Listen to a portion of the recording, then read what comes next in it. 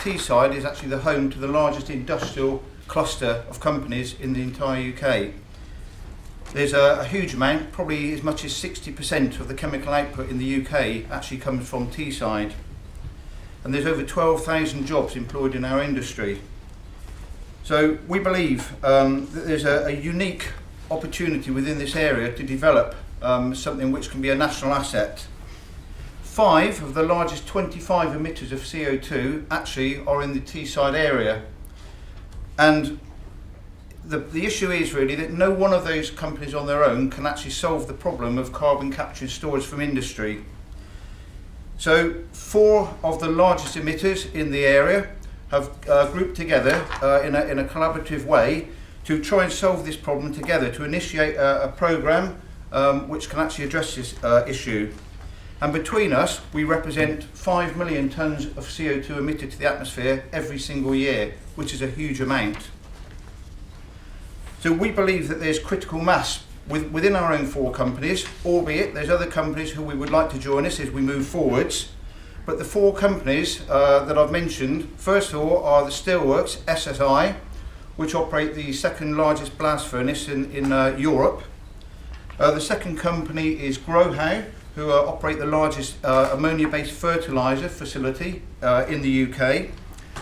Then we have Lockyer Chemicals, who actually produce a product called PET, polyethylene terephthalate, which is used primarily in the manufacture of plastic recyclable drinks bottles.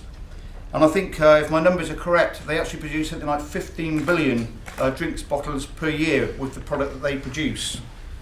Finally, BOC, the 4th member to initiate this programme, is part of the Linde Group, which is the world's largest industrial gases company.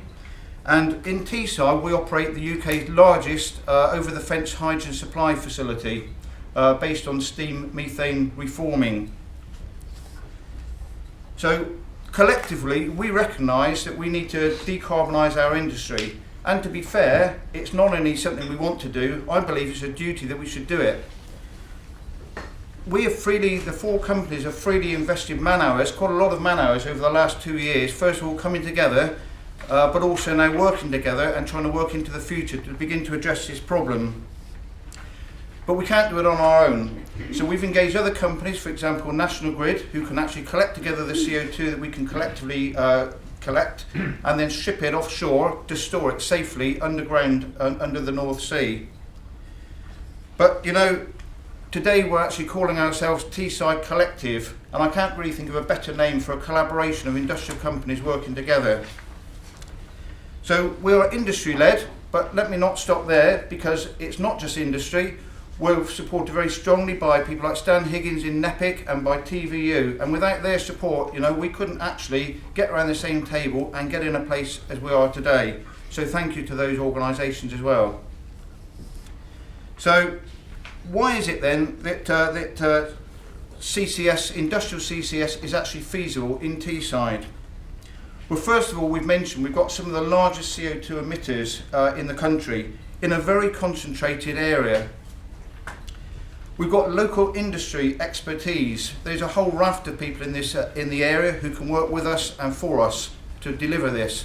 But not least as well, in Teesside we have lots of assets which can be used. For example, we've got pipeline corridors that go all around the Teesside area, which basically go around all the areas where CO2 gets emitted. We can readily hoover up CO2. But also, we are very close to the shore. So the issue about trying to pipe the CO2 to the shoreline, in some areas is more difficult. In Teesside it's relatively straightforward.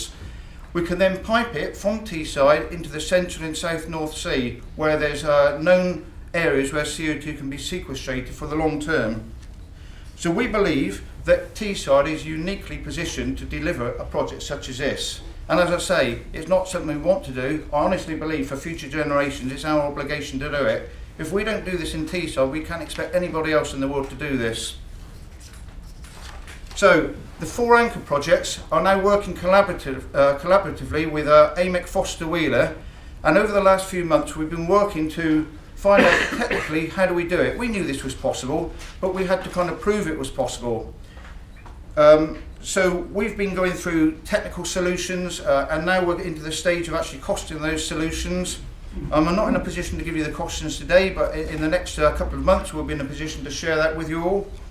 But we're not just looking at the capital required, we're looking at the operating costs required to manage these assets for the long term. And I have to say that the initial findings from Foster Wheeler and AIM absolutely shows that this is absolutely feasible. And it's not only technically feasible and operationally feasible, we believe, you know, this is something that these 4 companies can actually do. So I've got one key message today, and that's to say to you that there's nothing novel, there's no novel technology we need to introduce to make this happen. In fact, I can absolutely say that in existence today is all the technical knowledge and the expertise to make this happen. So you're wondering, well, why don't we just get on and do it? Well, there's one key thing which stops us from doing this, and that's that we need a very clear, stable, sustainable financial business case to make it happen. And that's what, as part of our group, we're looking to present to you within the next couple of months. So I think this is something that we believe we can do, and with the right financial backing, we believe that in the early 2020s we can actually deliver this and it will become a national asset. So basically, not only will this help our own businesses in Teesside become more sustainable, we believe that actually this technology, as other people then begin to group around it, will actually act as a kind of core for other companies in the region to become stabilised for the long-term future. But better than that, I personally am talking to several companies which are international investors which say to me that if we could have this technology in Teesside, it would make a material difference to whether they invest not only in Teesside but actually the UK in preference to anywhere else in the world. And even at the stage we've got to today, that adds credibility to our sales pitch for the Teesside area. So I do believe that we've genuinely become a magnet for inward investment. So I'd like to stop at this point really and thank TVU and NEPIC for getting us to this position. Because, you know, without their help, I don't think we could be doing this. No one company can do this on its own. And I think I'd also like to thank Tom Blenkinsop here for actually giving us this opportunity in this prestigious environment to actually share a vision that we have for a much greener future for all of us.